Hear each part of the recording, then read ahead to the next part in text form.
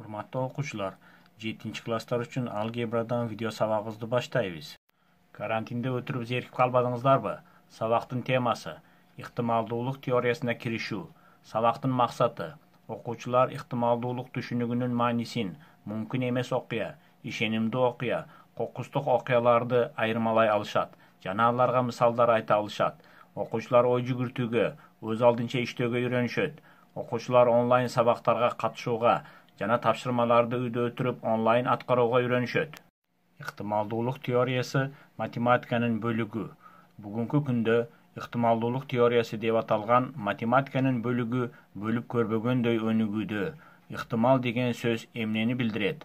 Турмушта кайсы бир окуянын кубулуштун болушу же болбошу ар кандай шарттарга көз каранды болуп, мүмкүн, ыктымал сөздөрү менен түшүндүрүлөт. Мисал келтирели. Эртен жаандын жаашы же жаабашы адамдарды кызыктырат да, анын аткарылышы болжолдонот. Жаздын ар бир күнүндө жаандын жаашынын ыктымалдыгы жай мезгилине караганда көбүрөөк болот. Биз карап жаткан ыктымалдуулук теориясында көбүрөөк, азыраак деген жалпы түшүнүктөрдүн ордуна окуянын же кубулуштун келип чыгыш ыктымалдуулугу сан аркылуу так түйүнтүлат. Мисалы, бүгүн жаан жайт же жаабайт деген эки гана кубулуш болушу ыктымал. Аталган окуяларды латин баш тамгалары менен белгилейли. А окуясы бүгүн жаан жайт, Б окуясы бүгүн жаан жаабайт. Демек, бардыгы болуп эки кубулушту көрүп турабыз. Алардын ар биринин келип чыгуу ыктымалдуулугу теңме-тең, башкача айтканда 50%ден болот. Муну бөлчөк түрүндө түнсак 0,5тен туура келет. Ыктымалдуулук теориясында ал төмөнкүчө түнтүлөт.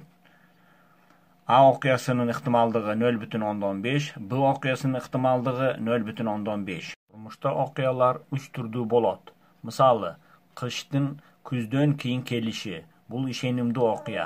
Динозаврлардын азыркы шартта тырылышы, бул мүмкүн эмес болгон окуя. Жайдын күнү кардын жаашы, бул кокустук окуя эсептелет. Окуялардын ыктымалдуулугунун сандык маанилери. Ишенимдүү окуянын ыктымалдуулугу 1 түзөт. Мүмкүн эмес окуянын ыктымалдуулугу 0 барабар. Кокустук окуянын ыктымалдуулугу 0 менен 1 арасында болот. Силерге төмөнкүдөй тапшырманы сунуштаймын. Ар бириңер 3 түрдүү окуяларга мисал ойлоп таап, онлайн турунда жооп бергиле. Төмөнкү мисалдарды карап көрөйлү. Тунук эмес идишке 100 жалаң ак шар салынган. Төмөнкү окуяларды карайлы. А окуясы каалагандай алынган шар ак болот. Б окуясы каалагандай алынган шар кара болот. А окуясынын жана Б окуясынын ыктымалдуулугун эсептегиле. Чыгарылышы: шарт боюнча идиштеги шарлардын бардыгы ак түстө. Демек, А окуянын келип чыгышына 100 мүмкүнчүлүктүн бардыгы көмөк болот. Ал эми Б окуянын келип чыгышына 100 мүмкүнчүлүктүн бири да көмөк боло албайт. Мындан А окуясынын ыктымалдуулугу барабар 100 бөлүнгөн 100 барабар 1-ге, Б окуясынын ыктымалдуулугу барабар 0 бөлүнгөн 100 барабар 0 болот. Экинчи мисал.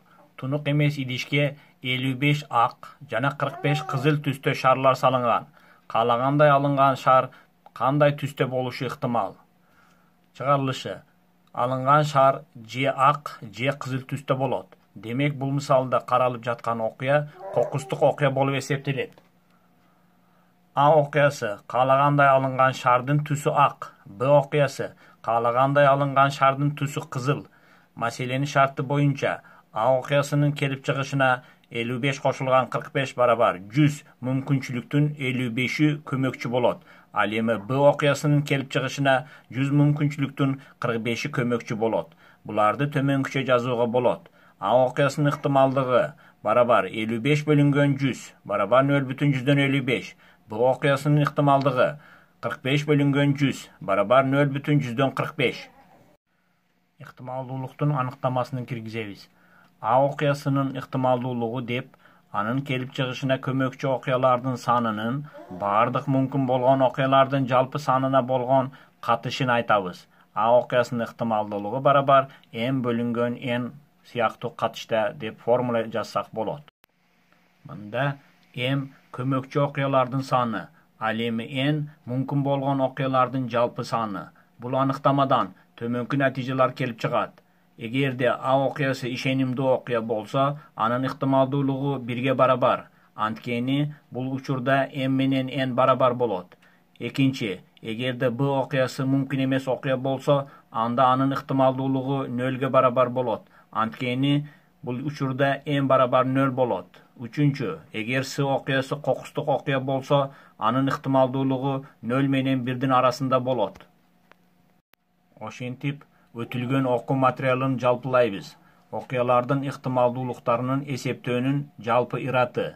Биринчи, окуяларды латин баш тамгалары менен белгилейбиз. Экинчи, мүмкүн болгон окуялардын жалпы санын N тамгасы менен белгилеп аныктайбыз. Үчүнчү, көмөкчү окуялардын санын M деп белгилеп, анын санын аныктайбыз. Төртүнчү, M бөлүнгөн N катышын эсептейбиз. Бешинчи, P A барабар M бөлүнгөн N формасында жазабыз. Алтынчы, окуянын түрүн аныктайбыз. Сабакты бышыктоо үчүн төмөнкү маселелерди иштейбиз. Үчүнчү маселе. Мергенчи 100 жолку атууда 92-син бутага тийгизет. Мергенчинин бутага тийгизиш ыктымалдуулугун эсепте. Маселенин чыгарылышы.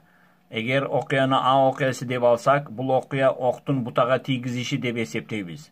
Экинчи, мүмкүн болгон окуялардын жалпы саны бул учурда N барабар 100-ге барабар болот. Үчүнчү, көмөкчү окуялардын саны M барабар 92 болот. Төртүнчү, M бөлүнгөн N катышы болсо, 92 бөлүнгөн 100 барабар 0,192 болот. Бешинчи, А окуясынын ыктымалдуулугу барабар M бөлүнгөн N барабар 0,192 деп жазууга болот. Алтынчы, А окуясы бул учурда кокустук окуясы болуп эсептелет. Төртүнчү маселе өз алдынча иштөө үчүн ал төмөнкүдөй. Автозавод чыгарган 1000 машинанын 16сы дефект менен чыгат. Жараксыз машиналардын чыгарылышын ыктымалдуулугун эсептеп, заводдун ишине мүнөздөмө бер. Бул жерде жооптор тест түрүндө берилген, аларды иштеп, кайсы жооп туура экендигини аныктагыла. Бешинчи маселени биргеликте иштейбиз. Кайсы бир шаарда жылдын 1-кварталында балдардын төрөлүшү мындайча жыйынтыктарды берди. Январда 145 эркек, 135 кыз, февралда 142 эркек, 136 кыз, мартта 152 эркек, 140 кыз. Эркек балдардын төрөлүшүнүн ыктымалдуулугу кандай? Бул маселени чыгарууга аракеттенип көрөлү. Каны бул учурда Б окуясы деп эркек балдардын төрөлүшү деп алсак болот. Анда мүмкүн болгон окуялардын жалпы саны 145 кошулган 135 кошулган 142 кошулган 136 кошулган 152 кошулган 140 барабар 850 болот. Көмөкчү окуялардын саны болсо, жалаң эркек балдардын санына барабар болот. Ал 439 болот. Анда M бөлүнгөн N катышыбыз 439ду 850ге болгон катышы барабар 0,1000/516. Анда Б окуясынын ыктымалдуулугу 0,1000/516 болот. Бул жерде Б окуясы кокустук окуясы десек болот. Үйгө тапшырма. Китебиңиздерден 6-чы маселе. Биринчи аткыч 100-нөн 80-ин, ал эми экинчиси 100-нөн 70-ин бутага тийгизет. Эгерде эки аткыч тең бутага бир мезгилде атса, анда бутага тийгизүүнүн ыктымалдуулугун тап. Кошумча маселе катары. Китеп 200 беттен турат. Болжол ачылган бет 5 саны менен аякталарын ыктымалдуулугу кандай болот? Ошону менен сабагыбызды жыйынтыктайбыз. Тема боюнча алган билимиңиздерди дептерлерге жазып, берилген тапшырмаларды убагында аткарып, тапшырмалардын аткарылышын онлайн түрүндө менин жеке WhatsApp номериме аркылуу жөнөтсөңүздөр болот. Ошондой кылып кайтарым байланыш жасайбыз. Окуучулар, коронавирус оорусуна байланыштуу карантин убагында өтүлүүчү онлайн сабактарга активдүү катышкыла. Берилген тапшырмаларды аткарууда өздүк гигиенанын эрежелерин сактагыла. Колдонулуучу окуу куралдары таза болсун. Ручка, телефондорду антисептикалык каражаттар менен тазалап колдонгула. Ошону менен сабагыбыз бүттү. Келерки сабакка чейин саламатта болгула. Эми Санжар менен Нуржандан коронавирустан коргонуу боюнча кеңеш сурайбыз. Ой, салам Нуржан. Салам, Санжар. Ой, карачы, достор отурат. Салам, достор. Достор. Кандайсыңар? Достор, биз силерге азыр Нуржан экөөбүз коронавирустан кантип сактаныш керектигин айтып беребиз, Ооба, достор. Колубузду ар дайым самындап жууп турушубуз керек. Ооба. Экинчиден, жуулбаган колубузду оозубузга же көзүбүзгө сала бербеш керек. Ооба, достор, дагы эл көп чогулган жерге барарда сөзсүз түрдө маска тагынышыбыз керек. Ооба, Нуржан туура айтып жатат, достор. Анан дагы жаныңарда дайыма нымдалган жүз арчы болуш керек. Же болбосо колду дезинфекциялап туруучу каражат болуш керек, Ооба, достор, дагы чүчкүргөндө же болбосо жөтөлгөндө сөзсүз түрдө оозубузду жана мурдубузду бет арчы менен тосуп, андан кийин гана чүчкүрүп жөтөлөбүз. Ооба, ал колдонулган жүз арчыны кечке эле колдонуп жүрө бербестен дароо ыргытып жибериш керек. Туура айтасың, Санжар. Дагы достор, биз ысык сууну көбүрөөк ичип турушубуз керек. Ооба, достор, бул эрежелерди сактагыла, Анда эмесе кошкула. Кошкула, Оорубагыла. достор. Кеттик.